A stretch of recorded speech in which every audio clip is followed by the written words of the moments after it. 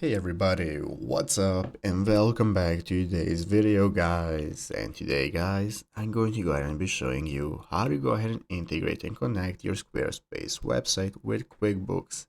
This is a very simple thing to do, so make sure to watch this quick and easy video till the very end and follow my steps correctly so you can make sure that this works the same for you and you can do this yourself.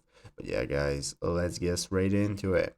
So the first thing we want to do, if you have not already, is go ahead and open up the official Squarespace website right here by going to squarespace.com, and from here you can go ahead and log into your account. So once you're logged in, this is going to be the home page you're greeted by, where at the left side of the screen we can find all the sections we can use for managing our website. So now let's go and take a look at how to integrate our website directly with QuickBooks. What we're going to do is follow an article like this one right here on the official QuickBooks forum. We have an article on connecting and managing Squarespace transactions in QuickBooks Online.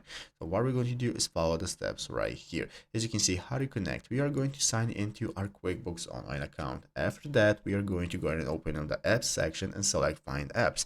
In the search bar, you are going to enter Squarespace connector by into it and then select it when you find the app. Select the get app option right now, and then you read the steps to connect your accounts and select continue. If you need any help on your official squarespace.com website, in the settings tab right here at the bottom left corner, you can find all the options you need, such as third-party tools that are going to enable you to integrate it directly with QuickBooks. So to authorize Squarespace to send your orders to QuickBooks, select allow and everything that's being asked from you, and just like that, by following the steps, you can go ahead and integrate those two platforms, and that's how it's done. So I hope this video was helpful.